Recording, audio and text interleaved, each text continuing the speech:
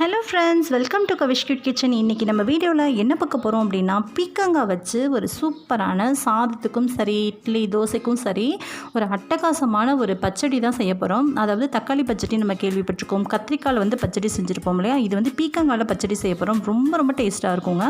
கண்டிப்பாக நீங்கள் இது மாதிரி ட்ரை பண்ணி பாருங்கள். இதோட தோலை வேஸ்ட் பண்ணிடாதீங்க. இதில் அவ்வளோ ஒரு டேஸ்ட்டு, சூப்பரான ஒரு டேஸ்ட் ஒழிஞ்சிட்ருக்கு. அது மட்டும் இல்லை, இதில் சத்துக்களும் அதிகமாக நிறைஞ்சிருக்கு.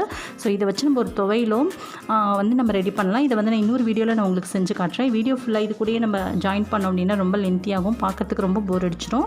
ஸோ அதனால் இன்னொரு வீடியோவில் நான் உங்களுக்கு அட்டாச் பண்ணுறேன். இப்போ தோலெல்லாம் சீவிட்டு நான் பீக்கங்காய் எடுத்து வச்சுருக்கோம். பீக்கங்காய் நல்லா குட்டி குட்டியாக நறுக்கி வச்சுக்கோங்க. இது மாதிரி நல்லா குட்டி குட்டியாக ரவுண்ட் ஷேப்பில் கட் பண்ணிட்டு இது மாதிரி திருப்பி போட்டு நம்ம கட் பண்ணிக்கலாம். இது எல்லாத்தையும் நான் கட் பண்ணிவிட்டு நான் உங்களுக்கு காமிக்கிறேன். நெக்ஸ்ட்டு பார்த்திங்கன்னா இது மாதிரி நல்லா ஃபுல்லாக ஃபைனாக கட் பண்ணிக்கோங்க. அண்ட் தென் வெங்காயம் ஒரு பெரிய பல்லாரி வெங்காயமும் 3 தக்காளி மீடியம் சைஸ் தக்காளியும் எடுத்திருக்கேன். ஸோ கொஞ்சம் பெரிய சைஸாக இருக்குது. நீங்கள் இன்னும் சின்ன சைஸாக இருக்குன்னா தக்காளி ஒன்று எக்ஸ்ட்ரா சேர்த்துக்கோங்க. இப்போ ஒரு குக்கரில் ஆயில் சேர்த்துக்கலாம். ஆயில் சேர்த்துட்டு வெங்காயம் நம்ம நறுக்கி வச்சுருந்தோம்ல அதை இது கூட சேர்த்துக்கலாம். இதை சேர்த்துட்டு நல்லா ஃபஸ்ட்டு லைட்டாக கோல்டன் ப்ரௌன் வர வரைக்கும் நல்லா வதக்கி விட்டுக்கோங்க. கூடவே 2 பச்சை மிளகாய் சேர்த்துக்கலாம். இப்போது வதங்கினதுக்கப்புறமா தக்காளியை நம்ம ஆட் பண்ணிடலாம். அதையும் குட்டியாக நறுக்கி வச்சுட்டு இப்போ இது ரெண்டும் சேர்ந்து நல்லா வதங்கட்டும்.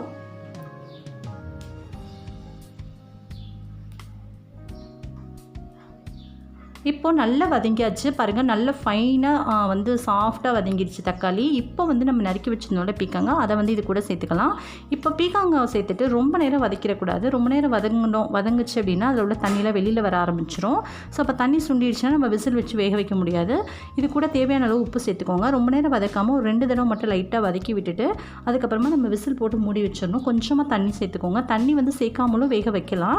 பட் பீக்கங்காய் ஒரு 2-3 பீக்கங்காய், நிறைய பீக்கங்காய் சேர்க்குறோம் அப்படின்னா நம்ம தண்ணி சேர்க்க தேவையில்லை. ஆனால் ஒரு பீக்கங்காய்னால ரொம்ப கம்மி அமௌண்ட்டில் இருக்கனால அடி பிடிக்கிறதுக்கு வாய்ப்பு இருக்குது. அதனால் கொஞ்சம் போல் நான் தண்ணி சேர்த்துட்டு நான் இப்போ வேக வச்சு எடுத்துக்கிறேன்.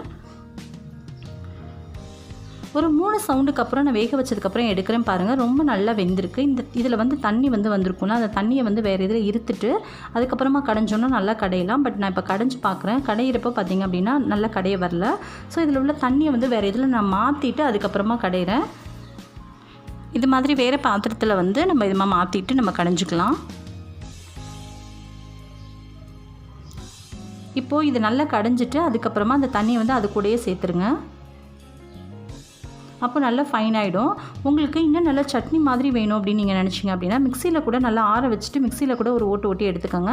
அப்போ இன்னும் நல்ல வெங்காய சட்னி டேஸ்ட்டில் ரொம்ப சூப்பராக இருக்கும். பட் நாங்கள் இதே மாதிரி போதும் அப்படின்னு நினச்சிட்டு நான் போதும் அப்படின்னு சொல்லிட்டு கடைஞ்சி மட்டும் விட்டுட்டேன்.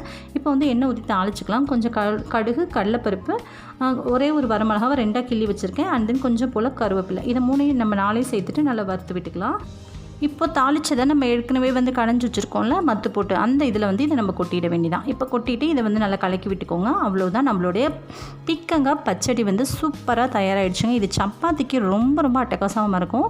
இட்லி, தோசை, சாதம் எல்லாத்துக்குமே ரொம்ப டேஸ்ட்டு ரொம்பவே சூப்பராக இருக்கும். எதுக்கு தான் நல்லா இருக்காது நல்லாயிருக்கும் அப்படின்லாம் கிடையவே கிடையாது. இது எல்லாத்துக்குமே செம்ம காம்பினேஷன். ஸோ ஒரு சூப்பரான காம்பினேஷன். டக்குன்னு செய்யக்கூடிய ஒரு சட்னி, டக்குன்னு செய்யக்கூடிய ஒரு குழம்புன்னு கூட சொல்லலாம். அவ்வளோ டேஸ்ட்டாக இருக்கும். கண்டிப்பாக செஞ்சு பார்த்துட்டு எப்படி இருக்குன்னு கீழே கமெண்ட்டில் சொல்லுங்கள். மறக்காம நம்ம சேனலுக்கு கவிஷ் கிட் கிச்சனை சப்ஸ்கிரைப் பண்ணிக்கோங்க. தேங்க்யூ ஸோ மச் ஃபார் வாட்சிங் this video. So bye, thank you.